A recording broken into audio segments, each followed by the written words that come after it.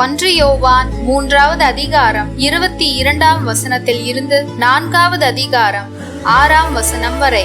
அன்பார்ந்தவர்களே, கடவுளிடம் நாம் எதை கேட்டாலும் பெற்றுக்கொள்வோம், ஏனெனில் அவர் கட்டளைகளை கைப்பிடிக்கிறோம். அவர் திருமுன் அவருக்கு உகந்தவற்றையே செய்து வருகிறோம். கடவுள் நமக்கு கொடுத்த கட்டளைப்படி அவருடைய மகன் இயேசு கிறிஸ்துவிடம் நம்பிக்கை கொண்டு ஒருவர் மற்றவரிடம் அன்பு செலுத்த வேண்டும். இதுவே அவரது கட்டளை.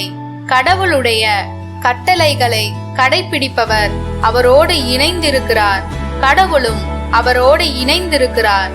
கடவுள் நம்மோடு இணைந்திருக்கிறார் என்பதை அவர் நமக்கு அருளிய தூய ஆவியால் அறிந்து கொள்கிறோம். அன்பார்ந்தவர்களே, தூய ஆவியின் தூண்டுதல் நமக்கு இருப்பதாக சொல்லிக் கொள்ளும் எல்லாரையுமே நம்பிவிடாதீர்கள். அந்த தூண்டுதல் கடவுளிடம் இருந்து வருகிறதா என சோதித்தறியுங்கள். ஏனெனில் போலி இறைவாக்கினர் பலர் உலகெங்கும் தோன்றியுள்ளனர். இயேசு கிறிஸ்து மனிதராக வந்தவர் என்னும் உண்மையை ஏற்றுக்கொள்ளும் தூண்டுதல் அனைத்தும் கடவுளிடம் இருந்து வருவது. இவ்வாறு கடவுளிடம் இருந்து வரும் தூண்டுதல் எதுவென அறிந்து கொள்வீர்கள். இயேசுவை ஏற்று அறிக்கையிட மறுக்கும் தூண்டுதல் எதுவும் கடவுளிடம் இருந்து வருவதல்ல. இதுவே எதிர் கிறிஸ்துவிடம் இருந்து வரும் தூண்டுதல். இந்த எதிர் கிறிஸ்து வருவதாக நீங்கள் கேள்விப்பட்டிருக்கிறீர்கள். இதோ இப்போதே அவன் உலகில் இருக்கிறான். பிள்ளைகளே, நீங்கள் கடவுளை சார்ந்தவர்கள். நீங்கள் அந்த போலி இறைவாக்கினர்களை வென்றுவிட்டீர்கள். உங்களுள் இருப்பவர் உலகில் இருக்கும் அந்த எதிர் கிறிஸ்துவை விட பெரியவர். அவர்கள் உலகை சார்ந்தவர்கள், எனவேதான் உலகு சார்ந்தவற்றையே பேசுகிறார்கள்.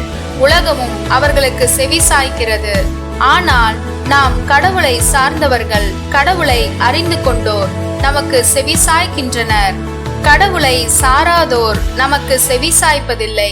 இதிலிருந்து உண்மையான தூண்டுதல் எது, பொய்யான தூண்டுதல் எது என்பதை நாம் அறிந்து கொள்ளலாம். மத்தேயு 4வது அதிகாரம் 12ஆம் வசனத்தில் இருந்து 17ஆம் வசனம் வரை மற்றும் 23வது வசனத்தில் இருந்து 25ஆம் வசனம் வரை. அக்காலத்தில் யோவான் கைது செய்யப்பட்டதை இயேசு கேள்விப்பட்டு கலிலேயாவுக்கு புறப்பட்டு சென்றார்.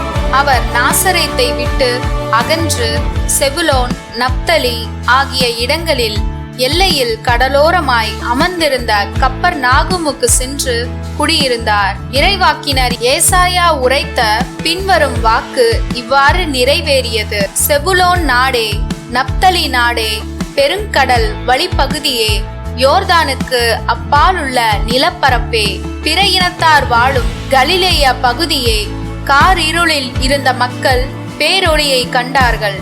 சாவின் நிழல் சூழ்ந்துள்ள நாட்டில் குடியிருப்போர் மேல் சுடரொளி உதித்துள்ளது. அது முதல் இயேசு மனம் மாறுங்கள், ஏனெனில் விண்ணரசு நெருங்கி வந்துவிட்டது என பறைசாற்ற தொடங்கினார்.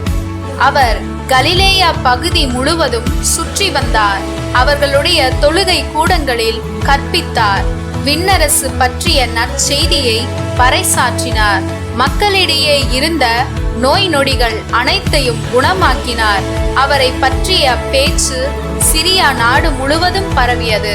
பல்வேறு பிணிகளாலும் வாதைகளாலும் வருந்திய நோயாளர், பேய் பிடித்தோர், மதிமங்கியோர், முடக்குவாதமுற்றோர் ஆகிய அனைவரும் அவரிடம் அழைத்து வரப்பட்டனர். அவர் அவர்களை குணமாக்கினார்.